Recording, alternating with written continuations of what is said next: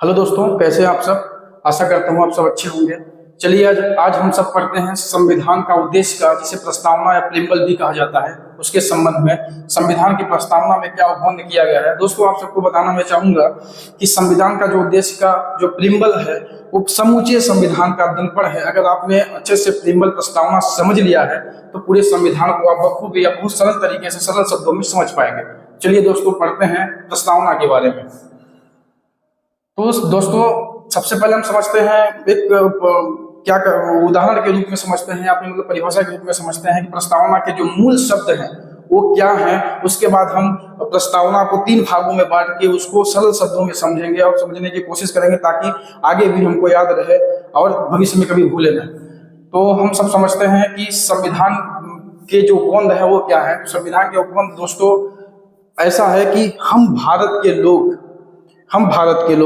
भारत को संपूर्ण प्रभुत्व संपन्न, समाजवादी, पंथ निरपेक्ष, लोकतंत्रात्मक गणराज्य बनाने के लिए तथा सभी नागरिकों को सामाजिक, आर्थिक, राजनीतिक न्याय एवं विचार, अभिव्यक्ति, विश्वास व धर्म व उपासना की स्वतंत्रता व प्रतिष्ठा व अवसर की समानता प्राप्ति के लिए तथा सभी लोगों को व्यक्ति की गरिमा एवं राष्ट्र की एकता एवं अखंडता एवं बंधुता को बढ़ाने के लिए, भाईचारों को बढ़ाने के लिए आज हम सभी व्यक्ति 26 नवंबर 1949 को अंगीकृत करते हैं। इसे संविधान को अंगीकृत करते हैं, अधिनियमित करते हैं और आत्मसमर्पित करते हैं।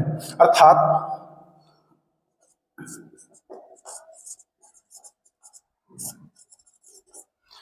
दोस्तों, जैसे कि मेरे शब्दों से स्पष्ट है कि हम भारत के लोग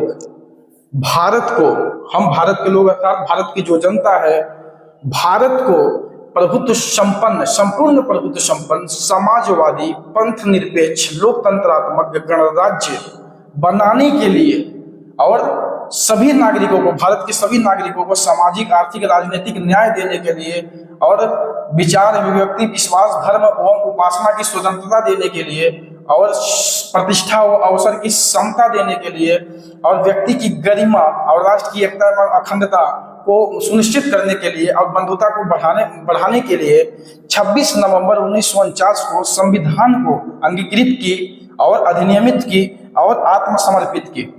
चलिए दोस्तों, ये तो रहे मूल शब्द प्रस्तावना के।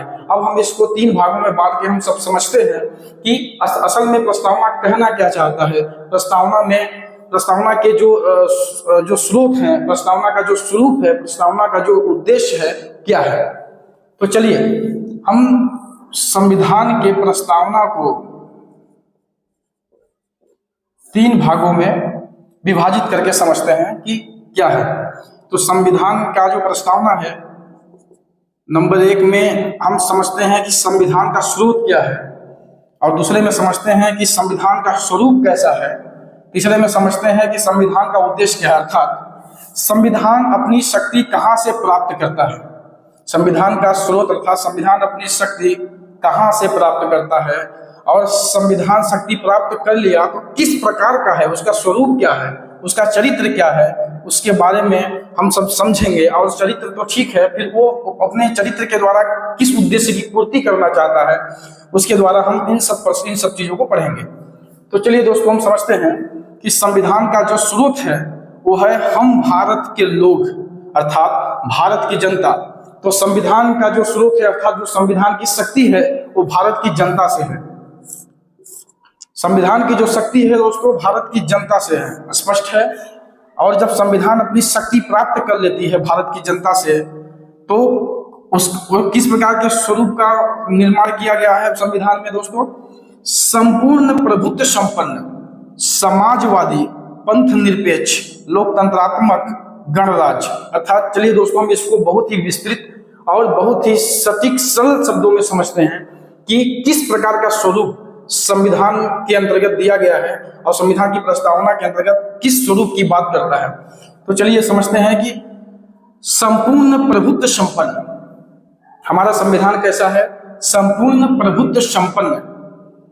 तो चलिए दोस्तों, हम सब समझते हैं क्या होता है संपूर्ण प्रभुत्व संपन्न। जैसा कि दोस्तों आप सबको पता होगा कि अंग्रेजों से स्वतंत्रता प्राप्ति के पहले जो हमारा भारत था वो डोमिनियन सरकार था। अर्थात डोमिनियन सरकार के अंतर्गत जो कानून बनाने की और उसको लागू करने का जो अधिकार था, जो शक्ति था, वो अंग्रेजों के पास था, ब्रिटिश सरकार के पास था, भारत सरकार के पास नहीं था। ऐसे में ब्रिटिश सरकार कानून बनाती थी, उसे लागू करती थी और उसका पालन भारत सरकार से करवाती थी। भारत सरकार के पास कोई कानून बनाने का और लागू करने का अधिकार नहीं था। ऐसी स्थिति में जब स्वतंत्रता प्राप्ति हुई, हमें एक संविधान की आवश्यकता हुई, संविधान की आवश्यकता महसूस हुई और संविधान बनाया गया, तो अपने भारत को संपूर्ण प्रभुत्व संपन्न बनाया गया। अर्थात वो भारत जो देश है, आज वर्तमान में जो भारत देश है, संविधान लागू होने के बाद वो किसी भी सरकार या फिर किसी भी देश के अधीन नहीं है, किसी भी देश की डोमिनियन नहीं है, जिसके अंतर्गत जो अपना भारत देश है वो बाहरी एवं आंतरिक निर्णय लेने के लिए पूर्ण रूप से स्वतंत्र है। अर्थात सभी प्रकार के कानून हैं, उनको बनाने के लिए और उन्हें लागू करने के लिए, उनका पालन करवाने के लिए संपूर्ण रूप से स्वतंत्र है।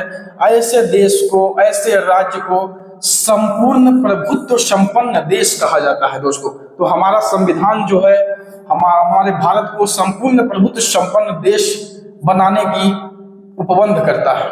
तो हमारा जो देश है वो संपूर्ण प्रभुत्व देश है। ठीक है दोस्तों, चलिए दोस्तों दूसरा नंबर समझते हैं किस प्रकार का स्वरूप है हमारे संविधान का। तो समाजवादी स्वरूप है दोस्तों, समाजवादी। चलिए समझते हैं समाजवादी स्वरूप का क्या मतलब होता है। तो दोस्तों जैसा कि आप सबको पता होगा कि दलितों, अछूतों, निम्न वर्गों का बहुत पुराने समय से लगातार शोषण होता चला आ रहा है, जिसमें उनमें सामाजिक रूप से टकराव है, विभिन्न वर्गों में संघर्ष है और जो दलित हैं, अछूत हैं, निम्न वर्ग हैं, इनके साथ लगातार शोषण किया जा रहा है। ऐसी स्थिति में हमारे संविधान को समाजवादी स्वरूप दिया गया है, जिससे जो सभी वर्ग के व्यक्ति हैं, मतलब खास करके जो पिछड़े वर्ग के व्यक्ति हैं, जिनके साथ लगातार शोषण होता चला आ रहा है, उनमें उनका जो है उनके विकास के लिए एक वातावरण मिले और जो धन का जो केंद्रण है और जो उत्पादन साधन का जो केंद्रण है वो एक जगह केंद्रित न रह के सभी समाज के सभी वर्गों में समान रूप से वितरित हो और समाज का सभी वर्ग समान रूप से अपना विकास करे और आगे बढ़े। ठीक है दोस्तों, समाजवादी के बारे में आप सब समझ गए हैं। तो चलिए समझते हैं पंथ निरपेक्ष का मतलब क्या होता है। दोस्तों हमारा जो संविधान है, हमारा जो देश है, कभी भी धार्मिक या फिर धर्म निरपेक्ष नहीं है। हमारा जो देश है, हमारा जो संविधान है वो पंथ निरपेक्ष देश है। चलिए दोस्तों फिर से समझते हैं कि हमारा जो देश है वो धर्म निरपेक्ष नहीं बल्कि पंथ निरपेक्ष है। और इसकी व्यवस्था इस प्रस्तावना से स्पष्ट है कि हमारा जो देश है वो धर्म निरपेक्ष नहीं बल्कि पंथ निरपेक्ष है। तो क्या होता है पंथ निरपेक्ष? तो दोस्तों ऐसे समझते हैं सरल शब्दों में कि पंथ निरपेक्ष का मतलब जो देश का कोई धर्म नहीं है, देश का कोई व्यक्तिगत धर्म नहीं है और वो देश के जो जनता है, जो देश की जो जनता है, नागरिक हैं, उनका जो भी धर्म होगा, जितने भी प्रकार के धर्म होंगे, वो सब राज्य जो है सभी प्रकार के धर्मों का आदर सम्मान करेगा, किसी भी धर्म को बढ़ावा नहीं देगा और किसी भी धर्म को दबाने का काम नहीं करेगा। साथ ही साथ दोस्तों मैं बताना चाहूंगा कि पंथ निरपेक्ष में और भी चीजें जुड़ी हुई हैं। पंथ निरपेक्ष का मतलब, पंथ मतलब होता है रास्ता, मार्ग का अनुसरण करना। दोस्तों हमारे देश में बहुत सारे धर्म हैं, धर्म के अलावा भी बहुत सारे पंथ हैं। अर्थात जो धर्म है वो तो मूल है ही, लेकिन उनके साथ साथ पंथ भी हैं। अर्थात अगर हम किसी व्यक्ति को मानते हैं, किसी व्यक्ति को आदर्श मानते हैं या उनके विचारों को मानते हैं या उनके मार्ग का अनुसरण करते हैं, तो हम दोस्तों पंथ ही कहे जाते हैं। तो जो हमारा जो देश है, हमारी जो राज्य व्यवस्था है, वो चाहे वो धर्म, किसी भी व्यक्ति के धर्म हो या फिर पंथ हो, किसी भी प्रकार का हस्तक्षेप नहीं करेगी। अर्थात हमारे देश का कोई धर्म नहीं है, कोई पंथ नहीं है, वो सभी भी धर्म को, सभी पंथ को एक समान रूप से सम्मान देगी और एक समान रूप से मानेगी। तो चलिए दोस्तों पंथ निरपेक्ष आप लोगों ने समझ ही लिया होगा। चलिए सरल शब्दों में समझ लेते हैं पंथ निरपेक्ष का मतलब है जो व्यक्ति अपने धर्म को मानता है वो तो ठीक है, और जो व्यक्ति किसी पंथ को मानता है, पंथ धर्म में दोस्तों थोड़ा सा अंतर है। पंथ धर्म का मतलब जितने भी समूचे हमारे देश में धर्म पाए जाते हैं वो तो है ही, उसके साथ साथ बहुत लोग धर्म को न मान करके पंथ को मानते हैं, अर्थात किसी विशेष व्यक्ति को आदर्श मानते हैं और उसी का अनुसरण करते हैं, या फिर उसके विचारों का अनुसरण करते हैं, या फिर उसके द्वारा दिखाए गए मार्ग का अनुसरण करते हैं। ऐसे व्यक्तियों को ऐसे व्यक्ति या उनके समूहों को जो है पंथ कहा जाता है, पंथी कहा जाता है। तो हमारा जो देश है किसी भी धर्म का, पंथ का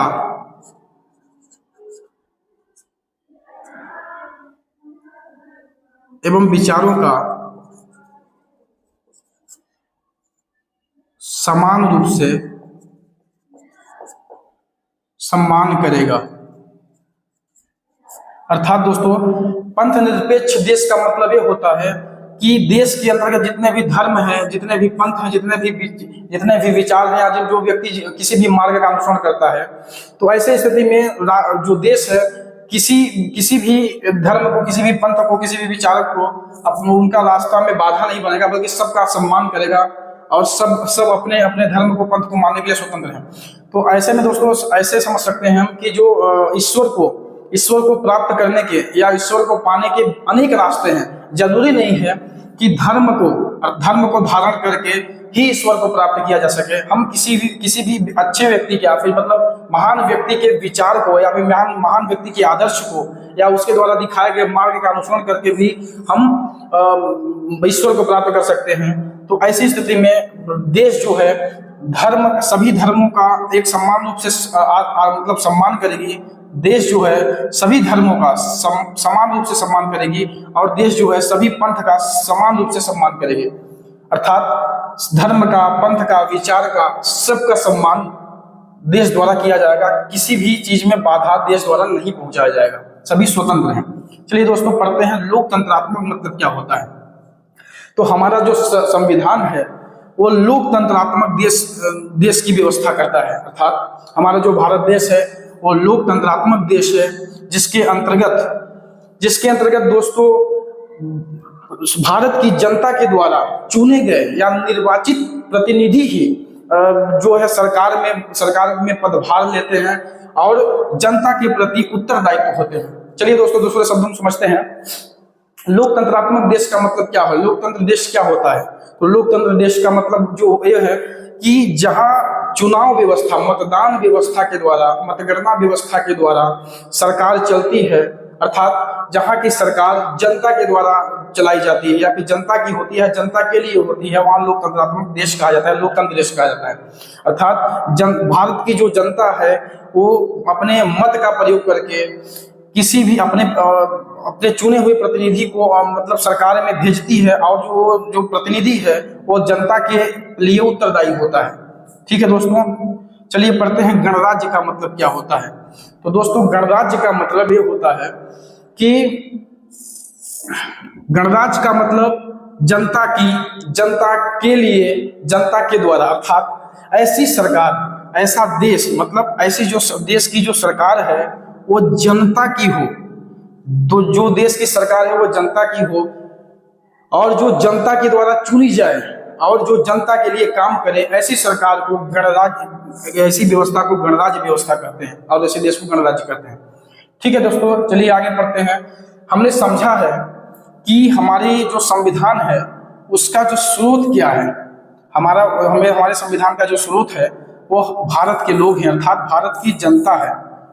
समझ गए दोस्तों, हमारे जो संविधान हमारी शक्ति कहाँ से पाता है, भारत की जनता से।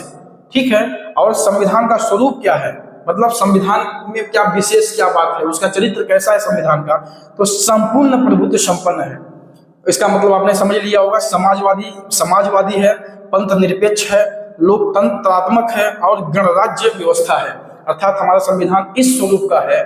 और जब संविधान हमारा स्वरूप ऐसा है तो कौन से उद्देश्य की पूर्ति करना चाहता है अपने स्वरूप के द्वारा। तो चलिए दोस्तों समझते हैं कि संविधान जो है वो सामाजिक रूप से, आर्थिक रूप से, राजनैतिक रूप से न्याय प्रदान करने की बात करता है। अर्थात जो भारत के नागरिक हैं, जो भारत की जनता है, उनमें जो सामाजिक असमानताएं हैं, आर्थिक असमानताएं हैं, राजनैतिक असमानताएं हैं, उनके साथ न्याय करने की बात करता है और सभी व्यक्तियों को समान करने की भी बात हमारे उद्देश्य प्रस्तावना के अंतर्गत जो दिया गया उद्देश्य है वो करता है। चलिए दोस्तों आगे बढ़ते हैं कि विचार की, अभिव्यक्ति की एवं विश्वास की एवं धर्म की एवं उपासना की स्वतंत्रता हमें भारतीय संविधान देता है। अर्थात भारतीय संविधान का दूसरा जो उद्देश्य है वह है कि आप अपने विचार को व्यक्त कर सकें, अपने अभिव्यक्ति को व्यक्त कर सकें, अपने विश्वास को धारण कर सकें, अपने धर्म का धारण कर सकें, अपने उपासना को मान सकें। इसके लिए स्वतंत्रता जो है हमारा भारतीय संविधान देता है। चलिए दोस्तों आगे समझते हैं कि प्रतिष्ठा एवं अवसर की समता देता है। अर्थात हमारा जो संविधान है प्रतिष्ठा एवं अवसर की समानता देता है। अर्थात सभी व्यक्ति को एक समान समझा जाता है, सभी व्यक्ति को प्रतिष्ठित समझा जाता है और सभी व्यक्ति को हर एक चीज में समान अवसर देने की बात हमारा संविधान करता है। दूसरी ओर दोस्तों हम समझते हैं कि व्यक्ति की गरिमा का संविधान का जो मुख्य जो उद्देश्य है उस उद्देश्यों में व्यक्ति की गरिमा भी जुड़ी हुई है। अर्थात हमारा जो भारतीय संविधान है वो व्यक्ति की गरिमा को अक्षुण्ण रखने की बात करता है, व्यक्ति की जो गरिमा है वो बनाए रखने की बात करता है। चाहे वो किसी भी वर्ग का, किसी भी जाति धर्म का व्यक्ति हो, उन सभी व्यक्तियों की जो गरिमा होती है महत्वपूर्ण होती है। अपने व्यक्तित्व के विकास करने के लिए जो व्यक्ति की गरिमा है वो महत्वपूर्ण है, इसलिए व्यक्ति की गरिमा को अक्षुण्ण रखने का जो प्रावधान है वो संविधान में किया गया है। और दूसरी ओर दोस्तों राष्ट्र की एकता एवं अखंडता की बात करता है। हमारे जो संविधान का जो मुख्य जो उद्देश्य है उन उद्देश्यों में एक जो है राष्ट्र की एकता एवं अखंडता की बात करता है। चलिए दोस्तों जैसे आप सबको पता होगा कि हमारा जो देश है, जो राष्ट्र है, वो विभिन्नता में एकता का प्रतीक है। अर्थात हमारे देश में भाषा के आधार पर, हमारे देश में धर्म के आधार पर, हमारे देश में क्षेत्र के आधार पर, हमारे देश में विभिन्न प्रकार की जो असमानताएं हैं उनके आधार होते हुए भी एकता का प्रतीक हमारा जो देश है वो है कि धर्म के आधार पर विभिन्नताएं हैं, भाषा के आधार पर विभिन्नताएं हैं जो है, और क्षेत्रीयता के आधार पर जो भेदभाव है, उन सबके बावजूद भी हमारा जो राष्ट्र है वो एकता का प्रतीक है और अखंडता का प्रतीक है। इसके संबंध में हमारे भारतीय संविधान में विशेष उपबंध किया गया है कि जिससे हमारी राष्ट्र की एकता बनी रहे और राष्ट्र की अखंडता बनी रहे। ठीक है दोस्तों आगे समझते हैं बंधुता।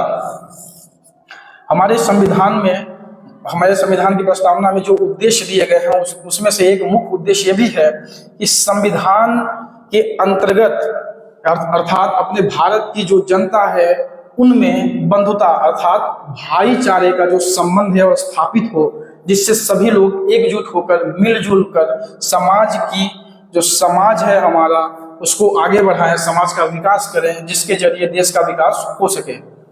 तो दोस्तों क्लियर है क्या है प्रस्तावना? तो समझते हैं ऐसे कि हमारे जो संविधान के अंतर्गत जो प्रस्तावना जो प्रिम्बल दिया गया है वो ऐसे है कि हम भारत के लोग, चलिए समझते हैं, हम भारत के लोग भारत को संपूर्ण प्रभुत्व संपन्न समाजवादी पंथ निरपेक्ष लोकतंत्रात्मक गणराज्य बनाने के लिए तथा उनके नागरिकों को सामाजिक आर्थिक राजनीतिक न्याय देने के लिए, विचार अभिव्यक्ति विश्वास धर्म एवं उपासना की स्वतंत्रता देने के लिए, प्रतिष्ठा एवं अवसर की समानता देने के लिए तथा व्यक्ति की गरिमा एवं राष्ट्र की एकता एवं अखंडता को सुनिश्चित करने के लिए, बंधुता को बढ़ाने के लिए आज हम सभी भारत की जनता 26 नवंबर 1949 को संविधान को अंगीकृत करते हैं एवं संविधान को अधिनियमित करते हैं अर्थात और संविधान को आत्मसमर्पित करते हैं। इसका मतलब 26 नवंबर 1949 को हमारे भारत की जो जनता है उसने संविधान को अंगीकृत किया है मतलब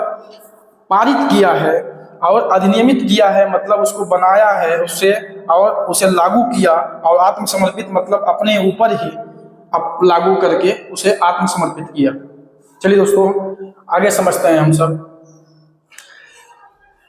तो दोस्तों हम सब ये समझते हैं कि जो संविधान की प्रस्तावना से जुड़े हुए कुछ जो विवाद पहले हुआ करते थे उनमें से कुछ उनकी झलक देख लेते हैं।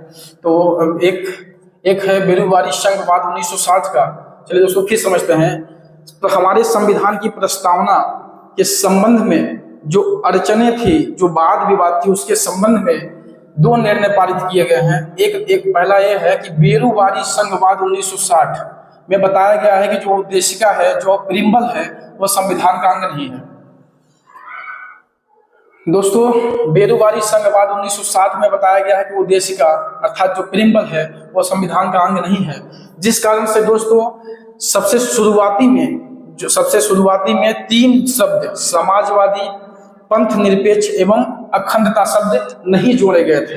अर्थात जो भारत का संविधान लागू हुआ तो भारतीय संविधान के प्रस्तावना के अंतर्गत बाकी सब शब्द जुड़े हुए थे, लेकिन तीन शब्द जिसमें समाजवादी, पंथ निरपेक्ष और अखंडता जैसे तीन शब्द, महत्वपूर्ण शब्द नहीं जुड़े थे। इसका मुख्य कारण ये भी रहा कि बाद में जब संविधान लागू होने के बाद जब इसके संबंध में जब विवाद उठा तो बेरूवारी संघवाद 1960 में माननीय न्यायालय के द्वारा वो एक निर्णय पारित किया, उसमें बताया गया कि उद्देशिका जो है संविधान का अंग है ही नहीं, जिसके कारण से हम संविधान जो प्रस्तावना में संशोधन नहीं कर सकते हैं। चलिए ठीक है। फिर उसके बाद में दूसरा एक निर्णय पारित होता है केशवानंद भारती बनाम केरल राज्य 1973 में, जिसमें बताया गया कि प्रस्तावना जो है उद्देशिका जो है प्रिम्बल जो है संविधान का अंग है, जिसके बाद 1973 का यह निर्णय पारित हुआ कि संविधान का अंग प्रस्तावना है, प्रिम्बल जो है संविधान का अंग है। इसके बाद 42वें संविधान संशोधन, दोस्तों 42वें संविधान संशोधन 1976 में समाजवादी, पंथ निरपेक्ष, अखंडता जैसे तीन महत्वपूर्ण शब्द जोड़ा गया। 42वें संविधान संशोधन 1976 में समाजवादी, पंथ निरपेक्ष, अखंडता जैसे तीन महत्वपूर्ण शब्द जोड़ा गया। तो दोस्तों आज का जो प्रस्तावना आप देखते हैं वो 42वें संविधान संशोधन के बाद का प्रस्तावना है, जिसमें तीन महत्वपूर्ण समाजवादी, पंथ निरपेक्ष और अखंडता जैसे महत्वपूर्ण शब्द जोड़े गए।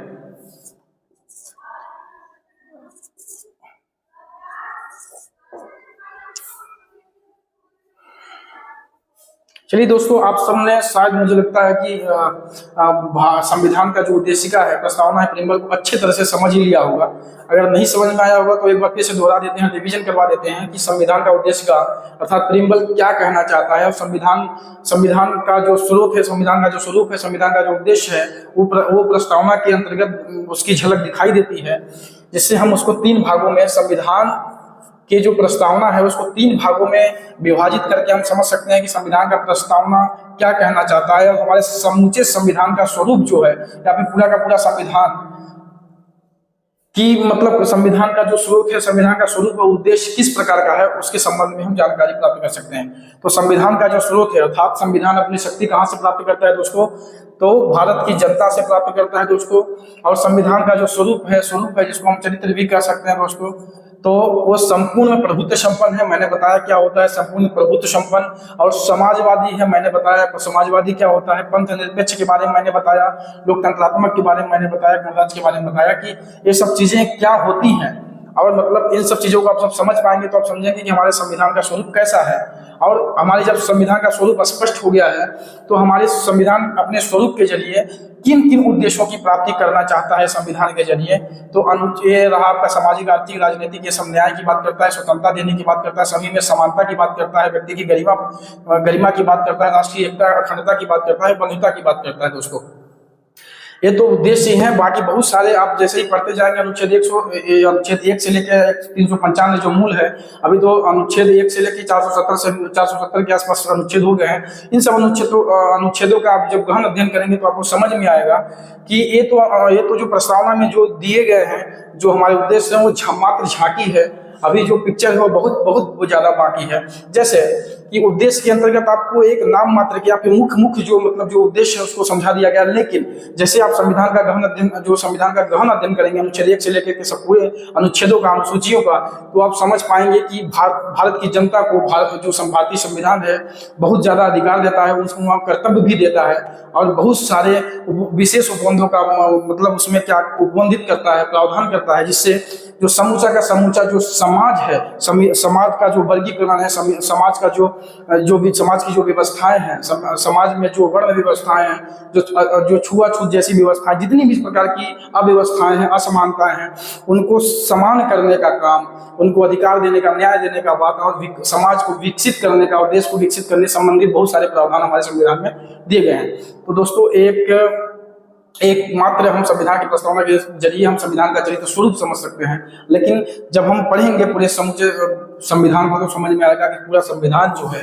बहुत ही सोचा समझा गया और लिखित बृहद जो है संविधान है, जिसके द्वारा समूचे समाज को या फिर समूचे वर्ण व्यवस्था या फिर समूचे भारत के नागरिकों को एकजुट करने का काम किया गया है, समान करने का काम किया गया है और समाज और देश का विकास करने का काम किया गया है दोस्तों। तो चलिए इससे जुड़े हुए कुछ चीजें और समझ लेते हैं हम सब।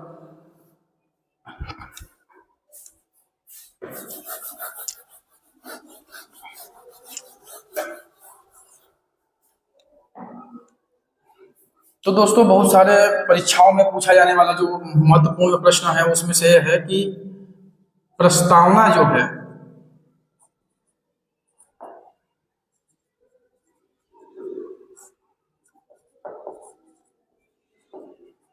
संविधान की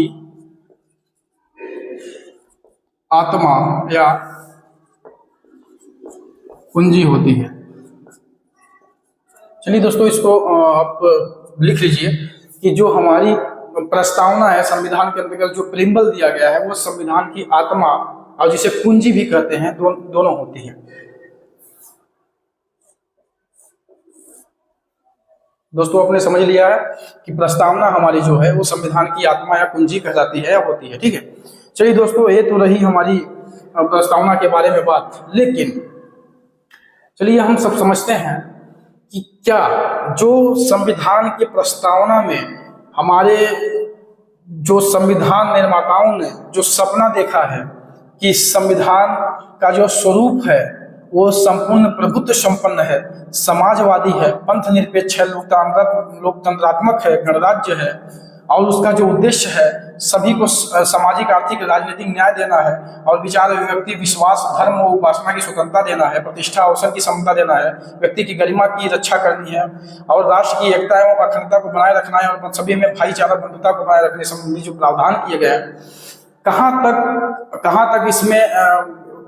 तक इसकी प्राप्ति आज वर्तमान तक हो पाई है और नहीं हो पाई है, इसके बारे में आप स्वयं समझें कि जो स्वरूप है, क्या हमारा जो संविधान का जो स्वरूप है ये स्वरूप पे खरा उतरता है, क्या जो हमारा संविधान है, संविधान का जो उद्देश्य है वो क्या अभी तक वर्तमान में संविधान अपने उद्देश्य की प्राप्ति करने में सफल रहा है, अपने उद्देश्य की प्राप्ति करने में क्या सफल रहा है या नहीं रहा है, या अभी कुछ प्राप्ति करना शेष रहा है।